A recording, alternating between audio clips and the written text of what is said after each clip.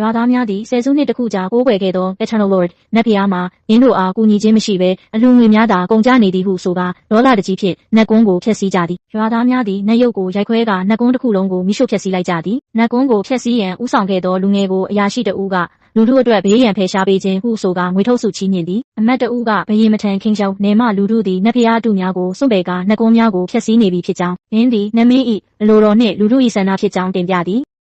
နတ်ဖျားတစ်ပါးဖြစ်သူရှေ့ယုံအန်းသည်လူသားတို့၏ကာကွယ်ရေးစည်းကိုထိမ့်သိမ်းရန်စ조사ရင်းဒဏ်ရာပြင်းထန်စွာရရှိသွားသည်သူသည်မိမိရုပ်တုများဖျက်ဆီးခံရခြင်းနှင့်လူသားတို့၏အတော်မတတ်နိုင်သောလောဘတရားများအပေါ်စိတ်ပြတ်အာရုံမှုကိုဖော်ပြသည်ရန်သူတော်နဂါးစစ်သူကြီးနှင့်မိစ္ဆာစစ်တပ်များပေါ်လာပြီးရှေ့ယုံအန်းအားလှောင်ပြောင်တရော်ကတိုက်ခိုက်ရန်ပြင်ဆင်ကြသည်ရန်သူများကရှေ့ယုံအန်းနှစ်ပေါင်း900ကြာကာကွယ်ပေးခဲ့သောလူသားများမှာသူ့ကိုလိမ်လည်သူဖြစ်တာတတ်မှတ်ကြောင်းပြောဆိုကာစိတ်သက်ကိုရိုက်ချိုးရန်စ조사သည်ကာကွယ်ရေးစည်းများပျက်စီးတော့မည့်အခြေအနေတွင်ရှေ့ယုံအန်းသည်မိမိ၏နောက်ဆုံးအင်အားကိုအသုံးပြု၍စီးကိုပြန်လည်ပြုပြင်သည်သူသည်မြေအောက်စွမ်းအား82ပါးကိုအသုံးချကာရန်သူများကိုဤနယ်မြေအတွင်းခြေတလန်းမှပေးမနှီးရန်တတိပေးတားဆီးလိုက်သည်တစ်ဖက်တွင်မူနန်းတော်အတွင်းရှိအမတ်ကြီးတဦးသည်ရှေ့ယုံအန်းအားနိုင်ငံတော်ရိတ်ခါနှင့်အလှငွေများကိုအလွဲသုံးစားလုပ်သည်ဟုဆွဆွဲသည့်မှတ်တမ်းများကိုဧကရီထံတင်ပြသည်အမတ်ကြီးကရှေ့ယုံအန်းသည်ကာကွယ်သူမဟုတ်ဘဲနိုင်ငံတော်တစ္ဆာဖောက်ဖြစ်ကြောင်းနှင့်သူ့ကိုနှင်ထုတ်ရန်ဧကရီအားတိုက်တွန်းသည်အမတ်အားလုံးကရှေ့ယုံအန်းအားနှင်ထုတ်ရန်နှင့်တောင်တန်းကြီးများ၏အုပ်ချုပ်ခွင့်အာဏာကိုပြန်လည်သိမ်းယူရန်ဧကရီအားတညီတညွတ်ထဲတောင်းဆိုကြသည်